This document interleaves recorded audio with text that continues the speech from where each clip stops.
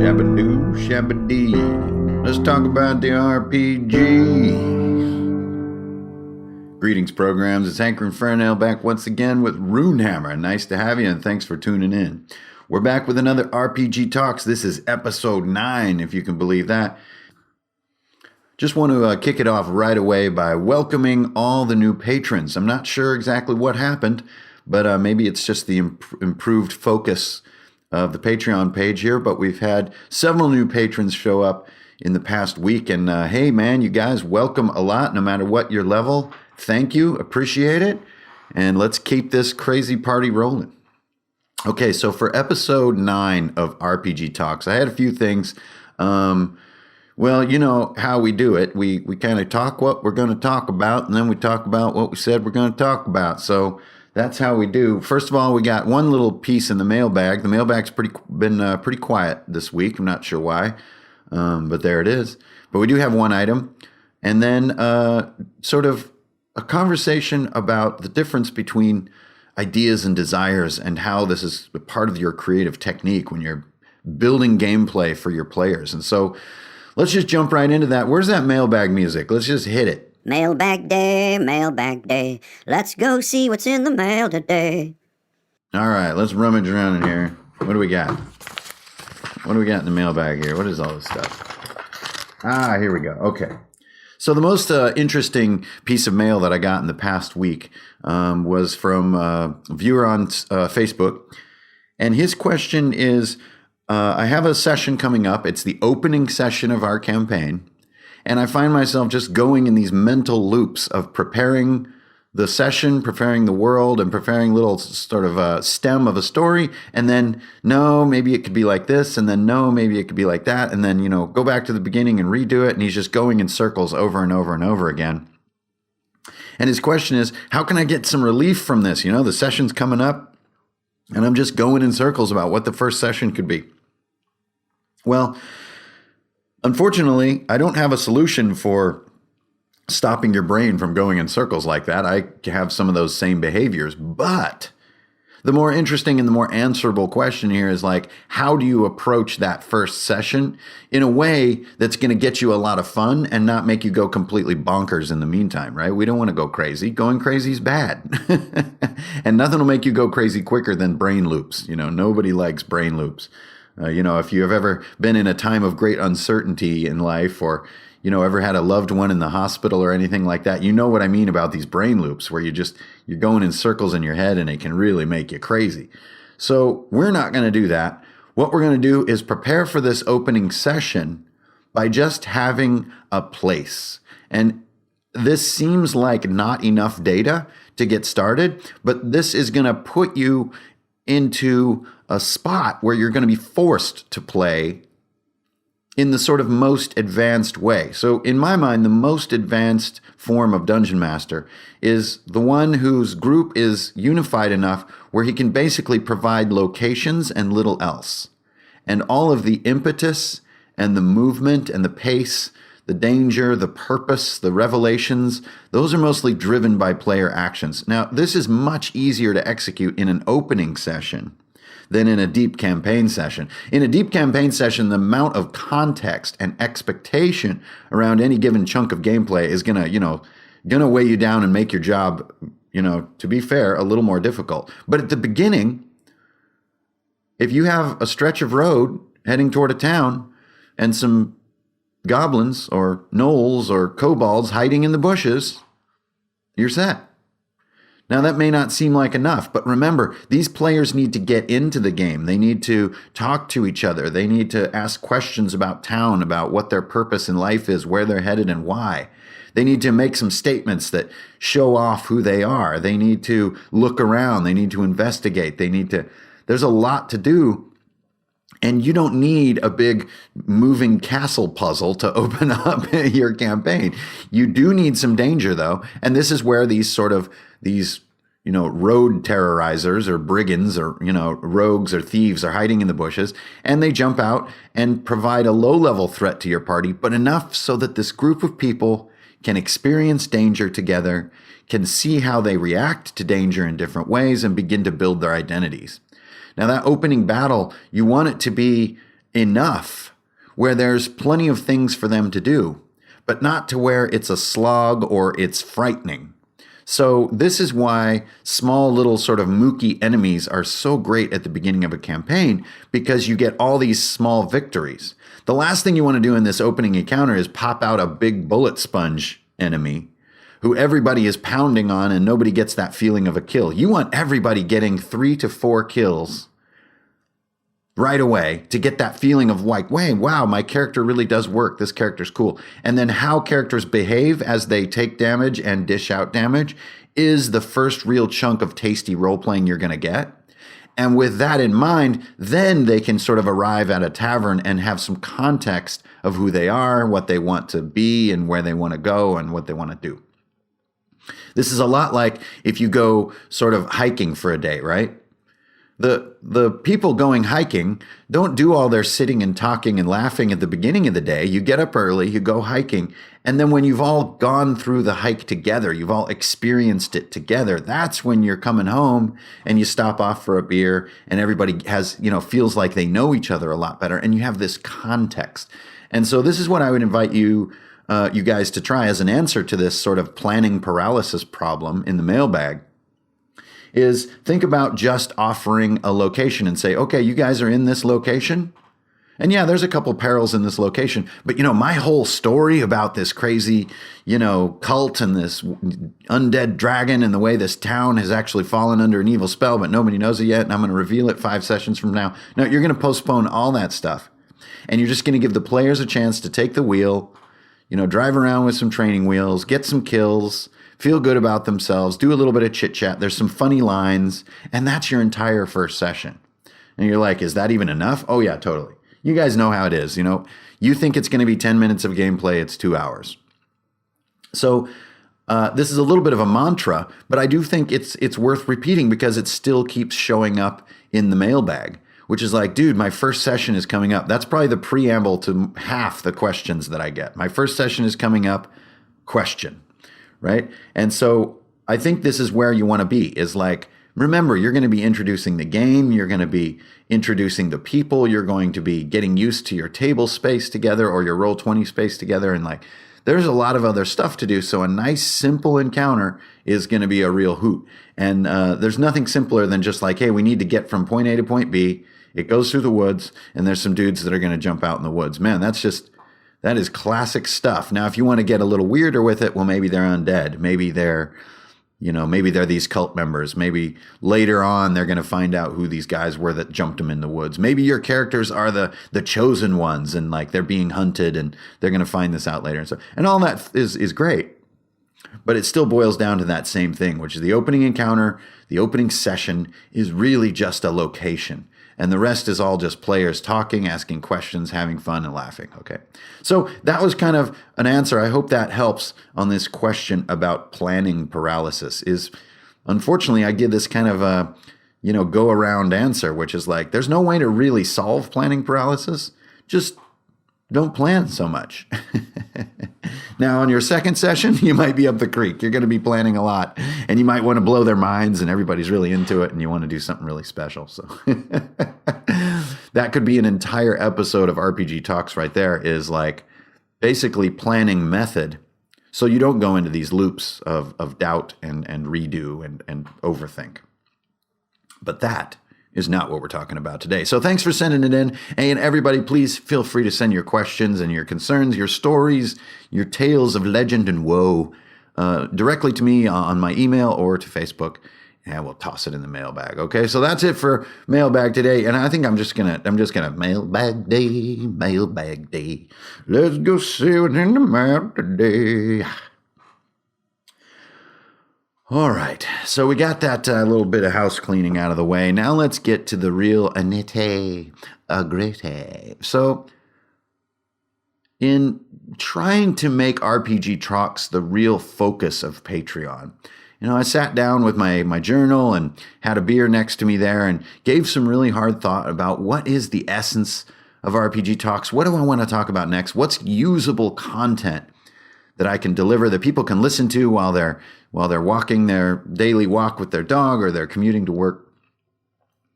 And was getting a little bit ahead of myself. I wanted to talk about the Stills of Thummish rescue mission adventure that I'm working on. I wanted to talk about some new monster designs that I'm working on and some of the principle and methodology behind monster creation. But I realized I needed to set a little bit of a tone first as far as creative method and creative theory. Now, you guys know me. I think a lot about how using your own psychology as part of your creative method is very important for getting not only good results, but more results. Being durable creatively, being prolific, being all over it, being all about it, staying fresh, right? This is a common challenge in a hobby that can span years. So I wanted to talk about, to me, this sort of fundamental level about how to prepare your brain as well as train and refine your brain to be a creativity machine. And I wanted to propose two concepts. And the concept here, or the dichotomy of concepts, the pair of the binary concepts that I want to present, which in some way are opposites, but they also sort of circle one another, is the idea or the concept, I got to watch out my wordage here, the concept of idea having versus desire having. Okay, so let me just talk about desire first, which we all know this feeling. Man, I really want a blah. I really want to play a campaign where there's like, you know, cool like metal bikinis and like giant snakes, and it's got that real, you know, Conan flavor. I really want to be in a game like that, or I really want to run a game like that. I really want this, you know, feeling like that there's these creepy ape men that are, you know, about to take over society. And I want to run these sort of encounters where these ape men are swarming. And I want to see these kinds of scenes because they're so cool in that novel I just read or whatever, right? We've all felt this sensation as RPG enthusiasts. It's this desire to be part of something or desire to experience a certain type of fun, right? I really want to be in a Shadowrun campaign, you know? I've never really done Cyberpunk, and I really want to do Cyberpunk. So that's the sort of first type of impulse that I think we all are very familiar with feeling. You know, this desire to experience XYZ in our hobby. Okay, now on the other side of this coin that I want to talk about is idea having, not desire having.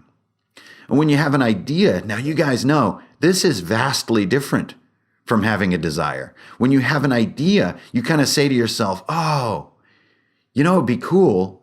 Or, oh, that's how that room could work. Or, oh, that monster would be crazy if he, right?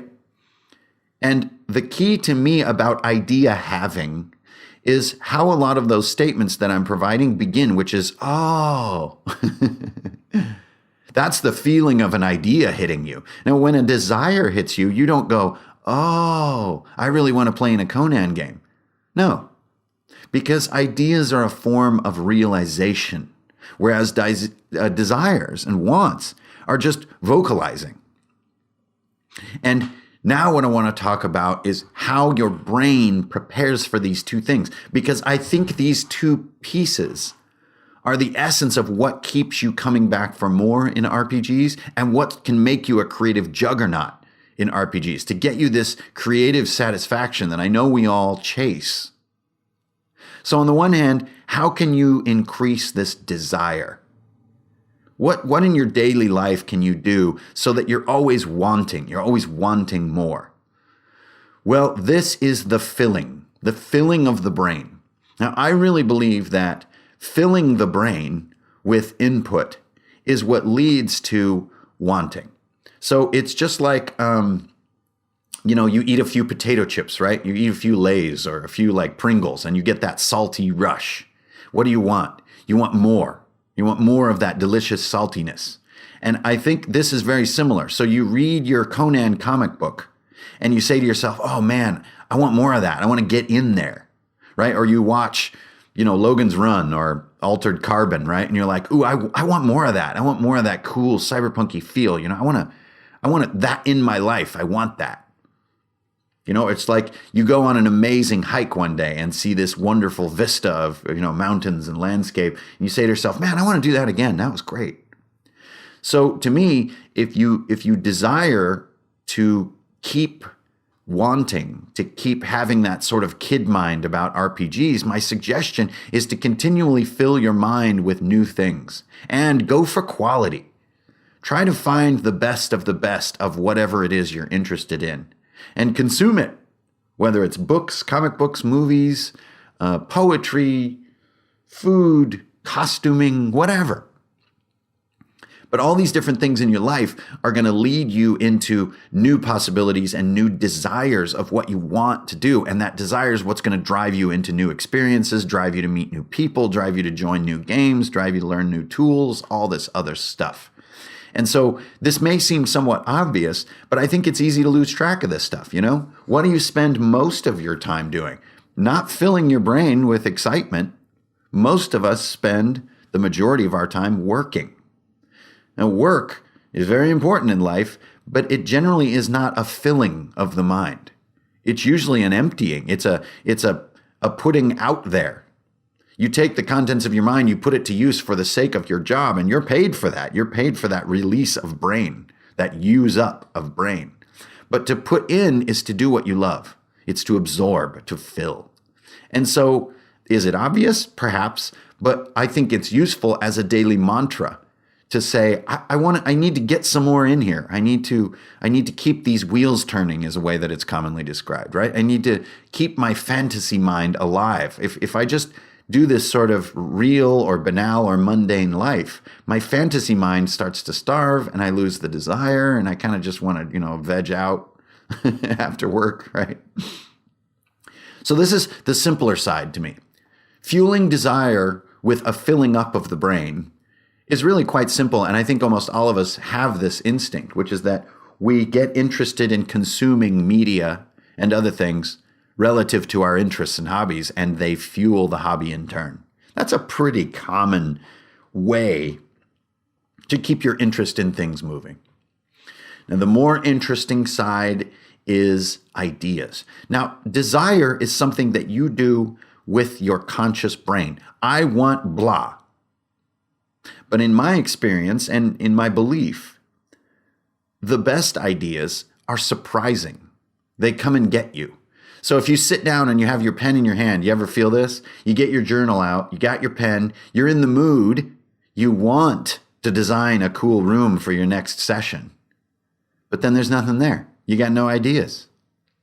And you sit there and you doubt yourself, you get frustrated and you have a soda and then you kind of wander off and then you're out mowing the lawn 2 hours later and then boing, it hits you. You get this idea and you have to run inside and write it down. Now, to me, that is a very common way, especially for getting some of the very best ideas. And that is commonly referred to as preconscious thinking. So have you ever had this one where you can remember like the name of that actor in a movie, but only after you quit trying to remember the name of the actor in the movie?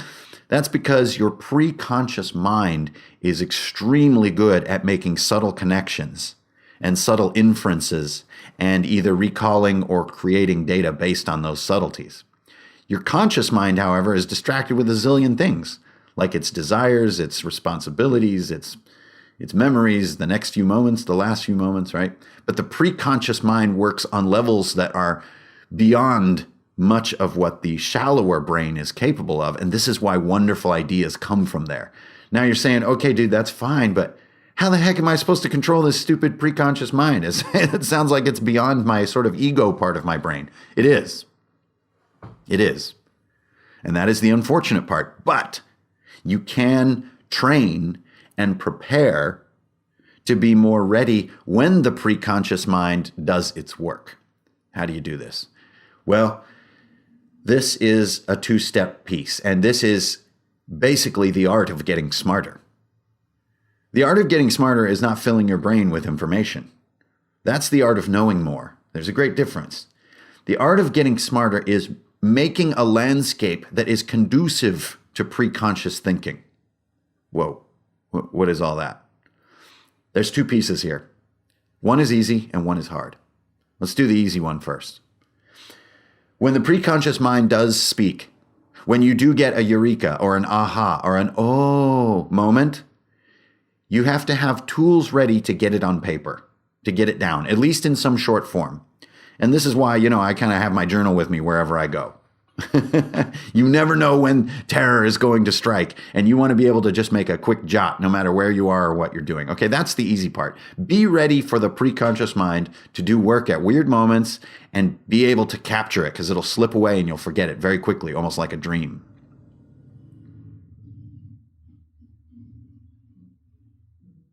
Now, the more interesting and more difficult part of training the preconscious mind and preparing your conscious mind to capture its dividends is the emptying.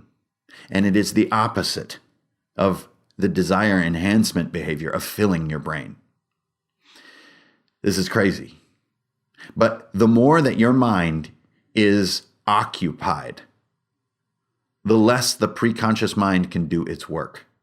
This means if you're worried, if you're anxious, if life is kind of beating you down a little bit and you're a bit adrift, that your brain is entirely occupied with paying bills and making sure that you come through on responsibilities and worrying about the outcome of this situation that you're just not sure what's going to happen, and trying to force the information out of this other thing because you need to make a big decision, and this bill, I forgot about that and I need to get that done. And when you're in that state, your preconscious mind is bowing out. It is basically not there.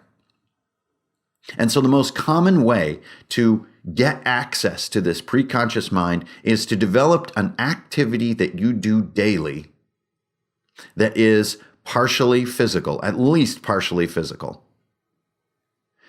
The physical activity moves you, and the more that your body is moving, the less you are spending all your brain on all your worries. Your worries and your concerns are not going to magically go away because you take a walk around the park. It is not going to happen. You will still be worried about your bills and the other situation and the thing you have to make a decision on, all that stuff. It's not going to be magic.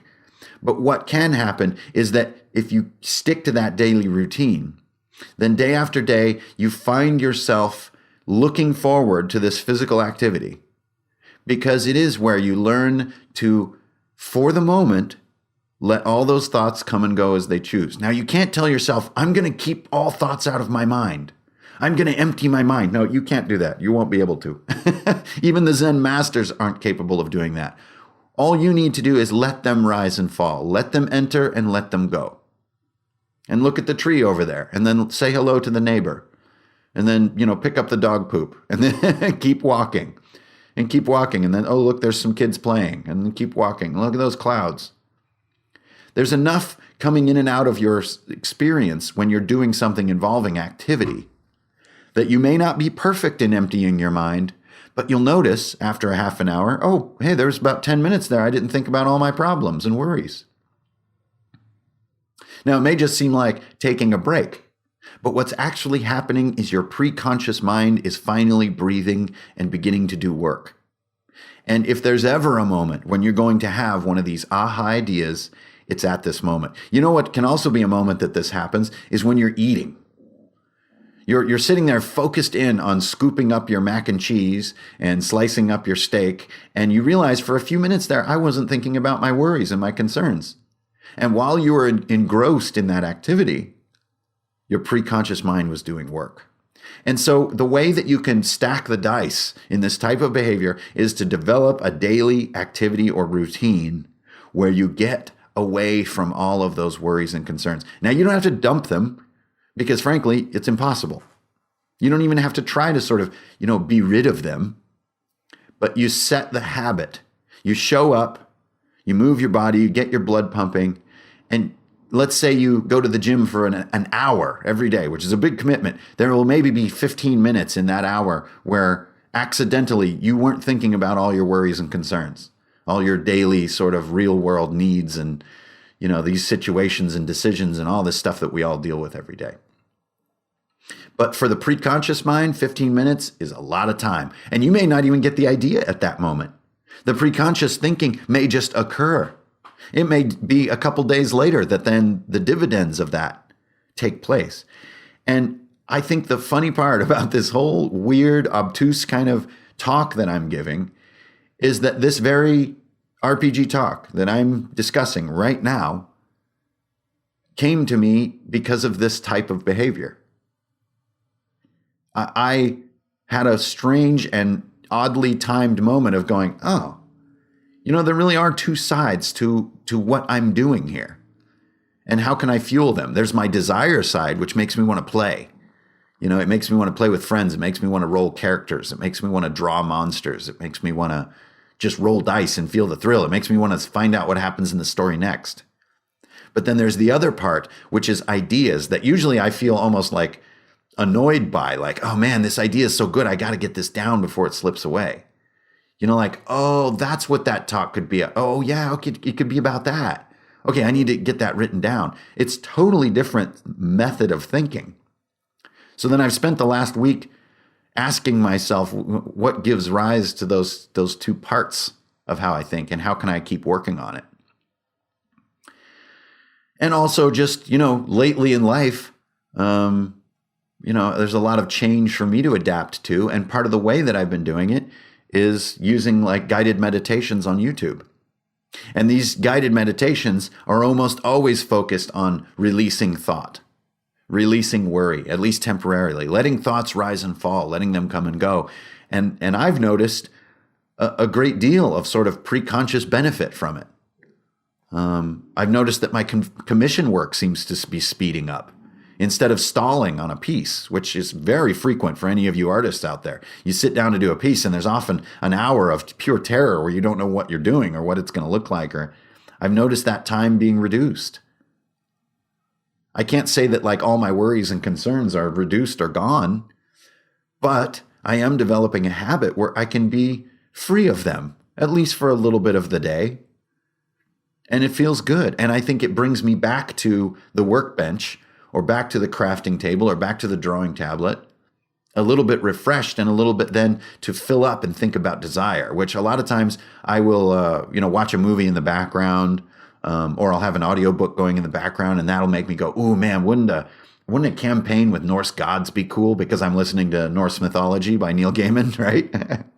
There's that filling behavior. So how do you do this? Well, I think it's all about habit forming. And the old adage is if you do something for 3 weeks, it becomes a habit. And so be careful what you do for 3 weeks, but try to do good things for 3 weeks to form those habits. And over time, maybe even over the span of years, you start to wear grooves in your consciousness that get you to your creative place quicker. Because let's face it, the hardest part of everything we do and love about this hobby is that fickle nature of being creative and being excited and being enthusiastic. Sometimes you're just a little too beat down from life to be enthusiastic about your third level halfling. Sometimes you're too distracted with, real world complications and issues that are very serious to enjoy the hobby, which is the very thing you need to get relief from those serious situations. And so I would invite you to try to form some of these habits that can amplify both your formation of desire as well as your ability to use, access, and record the preconscious thinking that gives you those eureka ideas that seem to come out of the blue. They're not coming out of the blue. They're coming out of your wonderful, vast brain, and especially the portions of it that you don't directly control. Those are the smartest parts, especially when it comes to creativity. So consider trying to develop those habits and join me as we go forward and try to get better and better at this wonderful art form that is also writing, that is also hosting, that is a social and dynamic that we call RPGs and tabletop. And they're just constantly changing and evolving. And it blows my mind.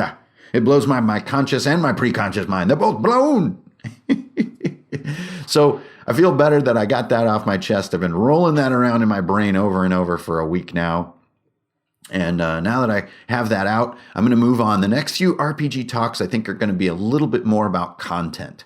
So I'm actually going to run you guys through some of my newest content and how I came up with it. And maybe parts of it could be usable. Maybe parts of it could get to your table. But the crazy thing about RPG talks is this is basically the sort of Runehammer equivalent of theater of the mind.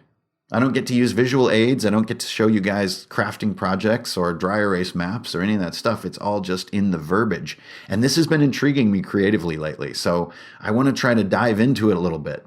And the first one I'm going to do, which is going to be next week, is going to be the rescue of Stills of Thummish. So, Stills is from the Rangers of Numidia. He was crushed and fell into the Underdark beneath Hathor Dur in the Straight Line dungeon. And it seemed like he had been killed, but we are going to go down there and rescue him. And we're going to talk through it in an RPG talk. And if it seems like fertile ground, then maybe I'll even bring that whole creative experience over to YouTube. So welcome all new patrons. Thanks for your support. It's great to have you here on Runehammer. And welcome to the next week. We are in the future, guys. So that is RPG Talks episode 9. Great to have you guys around, and may your dice roll high this week, okay? This is Hanker and Fernale signing off for Runehammer.